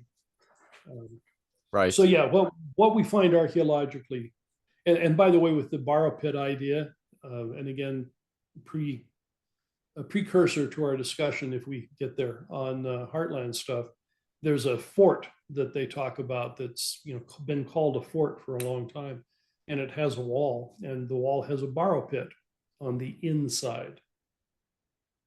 Okay. Now, that tells anybody who knows anything about military history that that was not a military fortification because the borrow pit's on the inside and it should be on the outside. Oh yeah. So, yeah, you can call it a fort, but it wasn't a defensive position, nor is there any evidence that it was ever used that way. But, the very location of the borrow pit tells you that it had a very different function. Okay. So the Book of Mormon, for what we've talked about with warfare, weaponry, fortifications, even armor, it seems to fit, and there's some consistency. Converge. With, Again, yeah, we're getting converges. these convergences. All of these pieces are fitting together. It's not where we're pulling one saying this looks like that. We're saying, yeah, everything that's happening in this area is converging on the descriptions we have, and they're all fitting. They're all meshing with what we have. So that's what a convergence is. All these things are coming together rather than some individual piece that we hold up and say, they had corn. Yeah, and there wouldn't have been this understanding of Mesoamerica or Mayan warfare in Joseph's day. Oh no. The way it operated, no, I don't know of any way that he would have been able to replicate what was happening there. Yeah, I'll see if I can find the verse, because yeah, I have in my notes here about fortifications raising up earth with timber, and I think that's also described as similar fortifications found in Mesoamerica. Yeah, that's the Book of Mormon description, and again, that's exactly what we find in this region. They did that a lot. That's really cool. I find that really cool. Last thing on warfare. Just so somebody might ask, if all the timber's gone, how do you know that there was timber on top of the wall? the posts will leave behind the decomposed remain of the post. So the post is gone, but the fact that the post was down in the wall, you can find. So you know that the post was there because it was down in the wall, and you can find that part archaeologically. Okay. The last thing on warfare is, the seasons of warfare, when they typically had their wars and battles. Yeah. I believe in the Book of Mormon, it was normally in winter time, because they would have been, doing their agriculture, growing and harvesting their crops, spring, summer, autumn time. And then that's when war would have, I think that's when it always happened in the Book of Mormon. And this that's is something that fits research. with Mesoamerica. Yeah, this is research John Sorensen did, where he looked at, what can we tell about when wars occur? And they cluster, and they cluster in the correct time period. They don't cluster in the early spring. And well, we call them spring and summer. In Mesoamerica, there's only two seasons. There's the rainy season and the dry season. Those are the two you get. So rainy season is when you're planting and, doing all of your work, because, the rain is feeding the soil. Plus it gets kind of mushy on the roads, and it's harder to travel with an army. But in the dry season, you've got the harvest in, now you've got the food that can feed the army, and that's when things tend to happen. So you get this cluster of warfare that says, yeah, it only happens in this certain time period, and it corresponds to the dry season.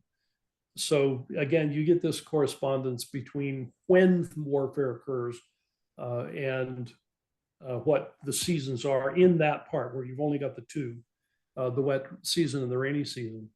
And then what becomes interesting is the seasons are going to change just slightly depending on where you are in elevation. So higher in Guatemala, you're going to have a different season than you're going to have down in the lowlands. But it talks about, an army who has come from where they are, and they're coming down through and destroying the crops. Well, the seasons are just enough different. They probably finished their harvest, and they're catching this one just before it happens. And that's why drought, you get a famine, because these armies have been tramping through. But again, it tells you they're coming at the end of the harvest season, just that they're slightly different because they're, again, different elevations. Very interesting. Okay. Yeah. So we're getting to our last few convergences that I have on my list, and you can add on to any others. I find this really interesting. You have a chapter on this in your book, and I've read about it on Book of Mormon Central. The convergences and the connections between the destruction in 3rd Nephi. And I have on here, it describes, this is the time of Jesus' death, sharp lightnings, 3 days of darkness. They couldn't light a torch. There were storms, earthquakes, sunken cities. And this correlates with volcanic geological activity that happened, maybe they can't date it exactly, but around that time in Mesoamerica. And I'll go back to the map. Anything you want to say on that? Going more in detail, but I find that really fascinating. Yeah. This is well important because knowing what these effects are allows people to sort of back through the effect and say what caused these things to happen. Mm-hmm. And it's not just one thing. So, for example, 3 days of darkness. Well, you could get that with a bad dust storm. So again, you can find bits and pieces, and if the only thing you're doing is saying, here's this one thing, and I found it somewhere, this is where the convergence becomes important again, because it's all of these elements. You have to be able to explain all of them. And to my knowledge, there are 3 geologists, Latter-day Saint geologists. Now, these are professionals. People know what they're talking about. 3 Latter-day Saint geologists who have looked at what's happening in the Book of Mormon and what those descriptions are. All 3 of them said that this corresponds to a volcanic eruption, and a particular type of volcanic eruption. So professionals, people who have the degrees and who actually know geology, and we're not talking geography here, we're talking geology. Jerry Grover would be one of those. You quote him in the book, I believe. Who? Jerry Grover. Yeah, Jerry is the most recent one who's done it. Bart Kowalis and Terry Ball, I think, are the other 2. And Bart Kowalis's paper was one of the really important ones until Jerry did his work. And I think Jerry's has superseded that. And Jerry's book, Geology of the Book of Mormon, is available free online. So Jerry Grover, Geology of the Book of Mormon. Jerry, you're welcome for the plug. But I'm hoping to bring him on as well and do an interview with him about that. Yeah, he would be a good one to do. But he looked at it and he said, yes, this is a volcano. It's a particular type of an eruption. And he gets very detailed in his book about what's happening. And it's really fascinating because he will explain why based on this geology or geography. So we're taking this area and we're saying, okay, the volcano occurs in this area somewhere. And he says, the destruction happens in the land southward, but Bountiful is spared. Why is Bountiful spared? And he said, Bountiful is spared because it's on a different tectonic plate, and it's not going to move the same way the other ones are. And so he can explain, why the people in Bountiful are okay when there's so much destruction in the land southward. Right. Well, the volcano's in the land southward. And he actually has a candidate for the particular volcano where the scientists have indicated that there was an eruption of that volcano that was of the correct type to produce those phenomena, and that occurred within the time frame that we needed to do to fit the Book of Mormon. Now, I'm vague on that because anytime the geologist will date a volcanic eruption, it's plus or minus 50 years. They can't be precise. So you're going to get like 100-year range in there where they said this erupted, but I can't tell exactly when. But within the correct range, we have an eruption from that particular volcano where it would have produced all of those things, and again would have saved Bountiful. The correlations and again convergences are really impressive. But I think the really important part here, first of all, is that trained geologists have all looked at this and all of them have said you need a volcano. Yes. Well, if you're not finding a volcano, you're not finding the right geology or geography. And things like storms and earthquakes, sharp lightnings, and the 3 days of darkness. I believe that's sort of like ash or smoke from the volcanic eruption, and you can't. Yeah, and there are gases that come out, and the gases will lie low to the ground, and that will be what's extinguishing the light. Koalas had some really interesting comparisons where he found, and I think it was, I forget where, not Southeast Asia, maybe Philippines, I don't know. I forget now where, but he found a description of an eruption where the people who were describing it used language very, very similar to that of the Book of Mormon. Can't find light and it's dark for multiple days. Yeah. And so, he has another account that says, here's how a people experience a different volcano, and many of those things are the same. So all of the things that the Book of Mormon says happen with that, those are not fantastic, made up, never happened before. Yeah, supernatural phenomena. Yeah, I mean, these are all things that go together. And I would defy you to describe how Joseph Smith was a sufficient volcanist that he would know what all those conditions would be. Yeah. And I believe as well that sunken cities have been found. Yes. I can't remember the location. Is it around northern Guatemala? Around this area, maybe? It's in Lake Atitlan, which is closer to where you've got the circle for Nephi. There's a big lake there, and they found a sunken city down in that lake. Yeah, in that area, which is getting a little bit closer to where that volcano is that would have erupted and really caused the earthquakes and disrupted the land. Yeah, because there's a lot of volcanic activity that happens, around Mesoamerica. That's fascinating. Okay, I think we're getting near the end of Convergences. Could you talk a wee bit about LIDAR technology? Actually, no, we'll come to that after. Let's talk about the demise of the Nephites. So in Helaman, it talks about, I believe this is Mormon who said this, if I'm remembering right. that some of the people traveled to a land northwards, and they went to a land of many waters. It was desolate except for timber, and they made buildings, expert in the working of cement. And you compared that to the civilization of, I think it's Teoutuihacan. Teoutuihacan. Okay. Yeah, Teoutuihacan. Explain a little bit about how that Yeah. matches the description and the rise of Teoutuihacan, that civilization, and how that leads to the demise and destruction of the Nephites. And we'll start with what you did, which is in the Book of Mormon. We have to understand that when Mormon wrote things, he's got a record of 1,000 years worth of history, and he is not writing history. Mormon is not an historian. He is intending to tell a particular tale. And so he is selecting from everything that he's got specific things that he wants to put in.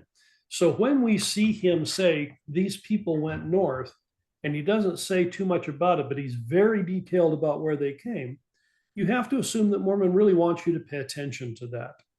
Well, if you go to the north and you're looking for a land of many waters and a land where they're making buildings of cement and there are no trees, that describes Teoutuihacan, at least in the time period where Mormon lived. And it might not have been that, earlier, but, Mormon has no way of knowing what it looked like earlier. All he knows is this is what the city looks like now. So he gives this description. Well, what do we get when we get to Teoutuihacan? Well, it was an area where it was denuded of trees because they were making the cement. If you go to Teoutuihacan, you will find concrete, and very good concrete that has lasted and is better than a lot of the concrete that we use. So when it says cement, yeah, they use cement. They really had that. So this combination of things really says that Mormon is pointing there because he wants you to pay attention to that. And there's other ways that he does that throughout the text. And cement was considered an anachronism as well when the were first came out as well. And then they discovered, all the cities and buildings with cement. Yeah, and if you want to call cement the lime cement that everybody down there used, it would be the same thing. It was pervasive. The difference is in Teoutuihacan, you actually get concrete rather than the lime cement. Right. Could you roughly point to where Teoutuihacan would be? I've got my mouse here. Would it be sort of around here where the land northward is? Yeah. You see where it says land of distant waters? That's the ballpark of where it would be. Up here. Yeah. Well, yeah, right where it says land, and I'd go a little bit further north. That upward, that valley that it's showing there. Oh, that's probably about where Teoutuihacan is. Okay. Now that makes, and knowing that makes a real big difference, because here's what happens in the demise. You remember I said that warfare is expensive. Yes. You have to have an economic reason to do it, to expend lives and effort that way. Well, a war of destruction, which is what happens to the Nephites, is really expensive. This is one of the most expensive things you can do. And so if you're going to do a really expensive thing, like destroy the Nephites, you have to have a really good economic reason for doing so. You got to get some profit out of this. There's got to be a reason why getting rid of these people is highly beneficial. Well, the problem with the demise of the Nephites, which again we tend not to ask, is why were they destroyed then? They were wicked for maybe 100 years before that. The Mormon says starting at AD 200, they started turning wicked. Why weren't they destroyed at AD 200? Why weren't they destroyed at AD 700? Why didn't they last for a couple hundred? Why was it right then? Well, it turns out that if we, again, go to this area of the world and the history that's happening, we have records that Teoutuihacan, which is up where the distant waters marker is, in 378 AD comes down through the coast and into, you see where the word strip is on Wilderness Strip? Somewhere ballparkish up in that area. They conquered Tikal, which was a really major city. This area they conquered. Yeah, they conquered that area. And we know it because they erected a stela, and Spear Thrower Owl comes in and dominates the area, and it's 378 AD. Well, 378 AD is really, really close to the demise of the Nephites. Okay? So now what happens is we have evidence that this really powerful nation from up where it says distant land waters wants to have economic ties and get tribute from the people who are down here Right. in the Maya lands. And this is a really rich area. There's a lot of good stuff down there. They really want to trade. So these two people are really trying to trade with each other. Now, the trade route is typically going to go up and down the coast. But if you will notice that there's a place here that's kind of a narrow neck of land. And the Book of Mormon says right at this point in time, all of the Nephites are concentrated around the narrow neck of land. Okay? So like in between, like sort of this area? Yeah. Where Bountiful is down somewhere right in through there, which means that the Nephites could potentially harass any caravans going back and forth, and they could choke off the trade routes. So all of a sudden, the benefit of the economic trade route is sufficient that you really want to get rid of the people who could cause you problems, who are sitting right on your trade route, who happen to be the Nephites. And so right at the time period when we see Teoutuihacan coming in, there's a connection now between Teoutuihacan and the Maya, and there's an economic reason to get rid of somebody who might be sitting on that area. Now, how does Mormon describe this? Well, what Mormon does, and it's a much longer discussion that they'd have to read the book or an article that I've got online about the Gadiantons. But what Mormon does with the Gadiantons is he links them to Teoutuihacan. Mm-hmm. And right at the end, in Helaman, he says the Gadiantons are going to be the destruction, not the Lamanites. It's the Gadiantons are going to destroy the nation. That's right. And what he says is the Gadiantons are now infiltrating, right, you get to the end, and Mormon says the Gadiantons have infiltrated all over. The Gadiantons are mixing with the Lamanites. And so although, we hear of the Lamanites coming to do the fighting, the Gadiantons are there. And so basically Mormon says, yeah, there's a coalition between the Gadiantons and the Lamanites. Well, Teoutuihacan, Maya, Gadiantons, Lamanites. And so Mormon's describing exactly what was happening at that time period. And right at that time period, we have the reason why the Nephites were destroyed, and destroyed right at that time period and not at any other time. Mm. And is there evidence of, like the people that lived here in, Mesoamerican history, archaeology of those people being wiped out at that time? People that were living there, is that something that can be known? I don't know the answer to that one. That archaeology, I don't know. Okay. Yeah, I'm not sure about that one. I have a friend who is much more conversant with that than I am. I'll have to ask him. Okay. And it's interesting because when we think of the Gadianton robbers, because they come up, I believe it's in the Book of Helaman, so before Christ comes, and they're kind of like these, this band of robbers that are like stealing and plundering and trying to overthrow the government.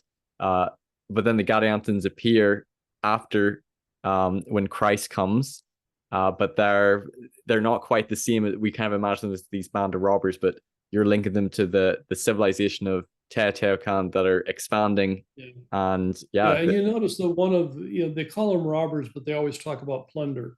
And you remember what I said about plunder being a tribute for tribute, right? But the other thing is that Mormon links them to the Jaredites, and the Jaredites become the foundational moral lesson, and the Gadiantons parallel that, and so the Jaredites have a secret combination that destroys Jaredite nations, and the Gadiantons destroy nations. And so the Gadiantons and the Jaredites become parallel destroyers of nations. And so Mormon uses them that way. That's sort of how Mormon uses symbolically Teoutuihacan. But that's again what's happening. They are coming in and destroying the Nephite civilization. Right.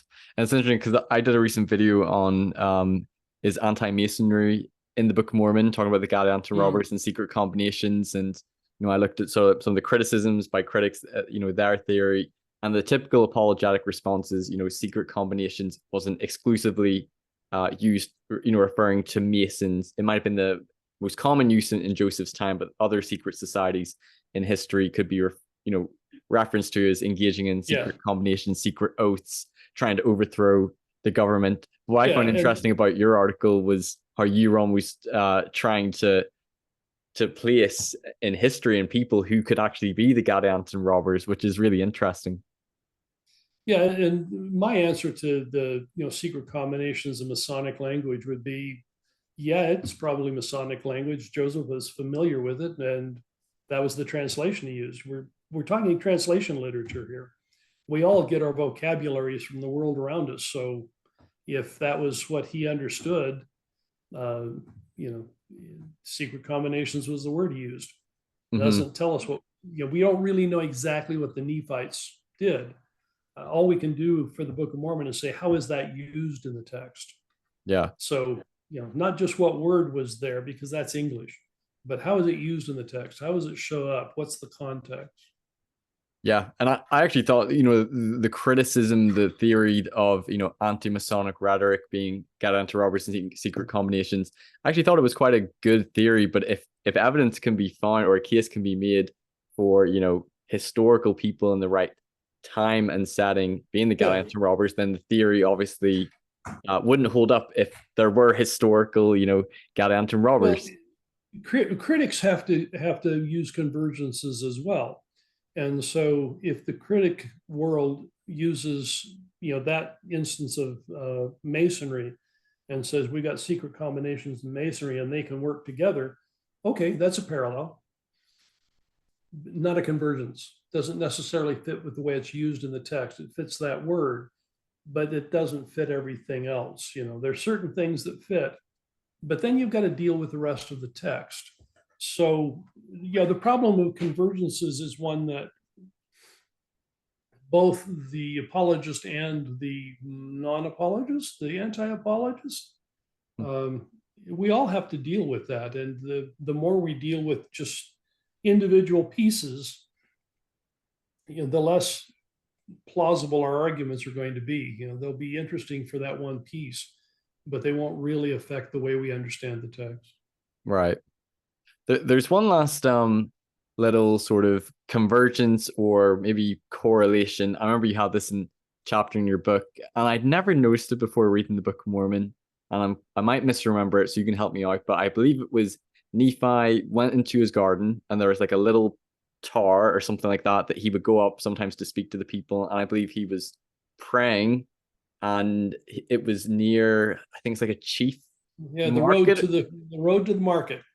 Road to the market. I think it referred to as a chief market or something like Oh that. yeah, And you talked about how the Mayans would have had gardens and maybe some sort of like a tower thing in the garden, and that they would have had markets and then chief markets. Is that correct if I'm remembering oh right? yeah, yeah. Certainly, markets and chief markets in large cities. That's definitely going to happen. You'd have your smaller local markets, and then this larger one, uh, and the housing compounds would almost always be associated with some sort of, and it's more agriculture. I mean, we think of garden as flower, and I think Mesoamerican people would think of garden as squash and corn and beans, Mm. but things that are grown right by the house.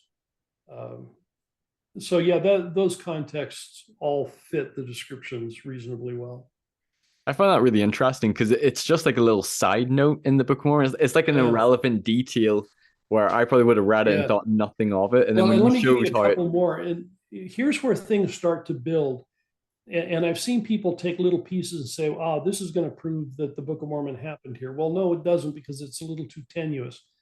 But if you build up these connections and these convergences, once you build a good solid foundation of the convergences, then you can take some of these other little things and you go, "Oh, I think I know what's happening here." For example, Mark Wright noticed that Alma talks about, have you had the image of God engraven on your face?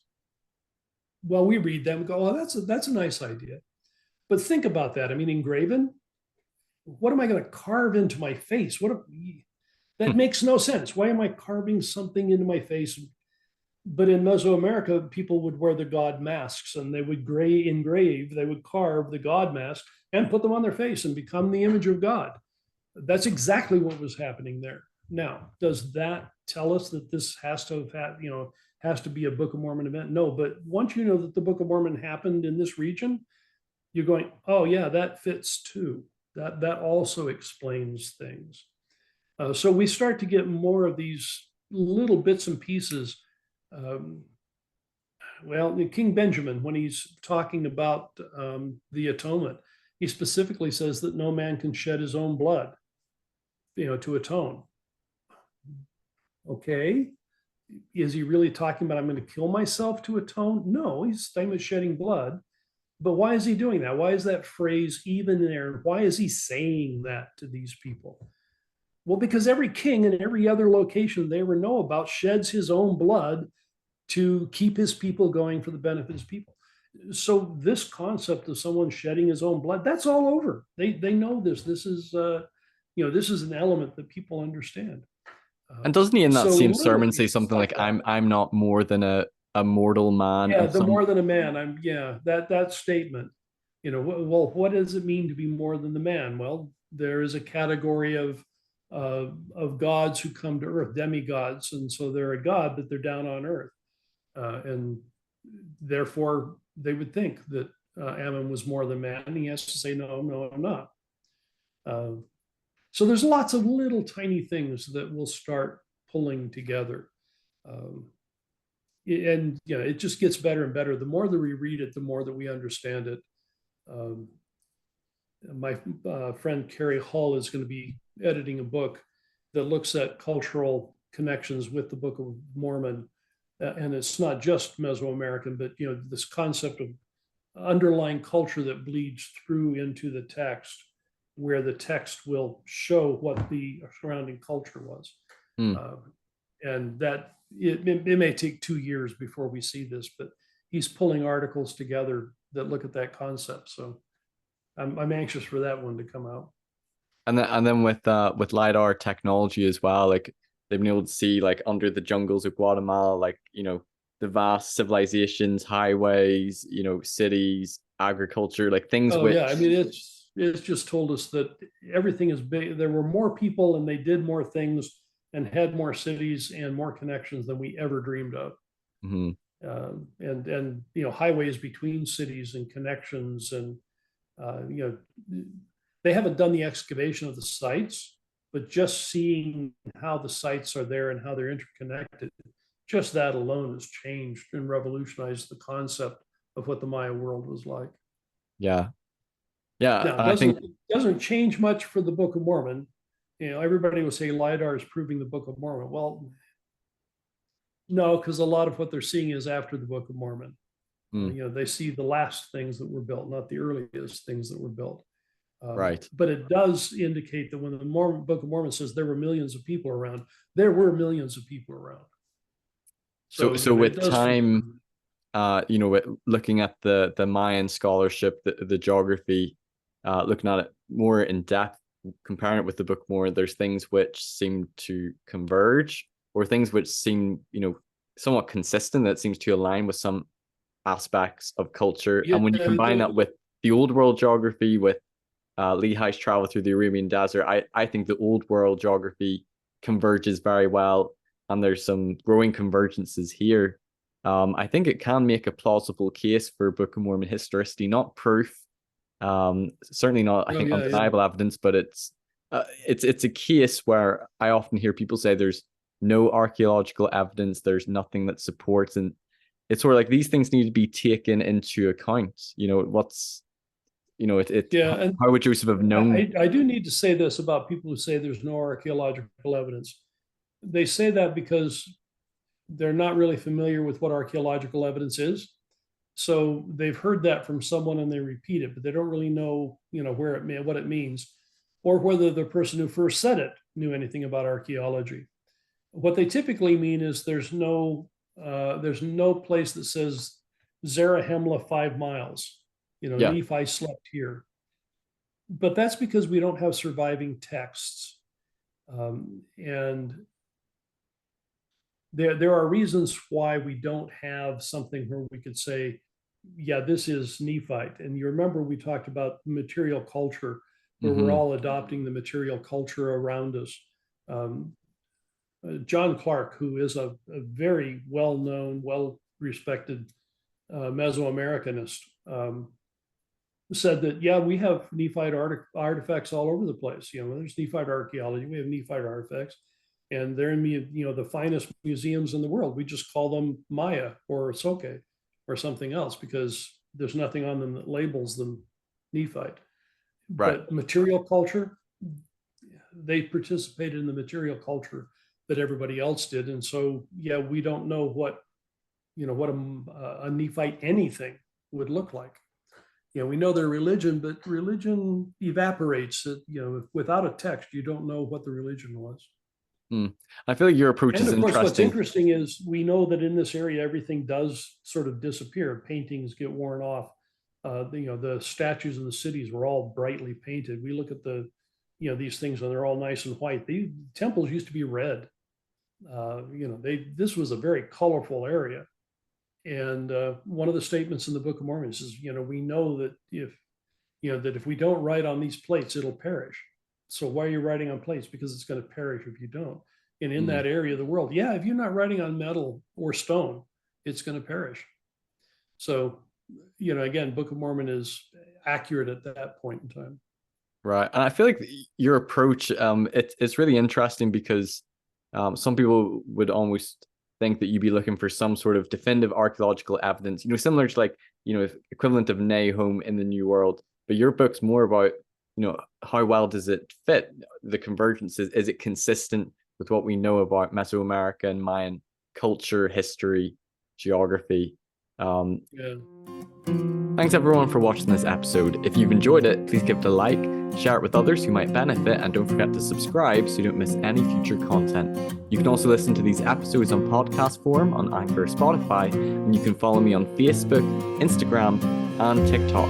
Check out my website for more content, personal blog, and more. And if you care to donate to support me, you can via my PayPal or Patreon, or through the website. And you can also give donations via YouTube through Super Chats.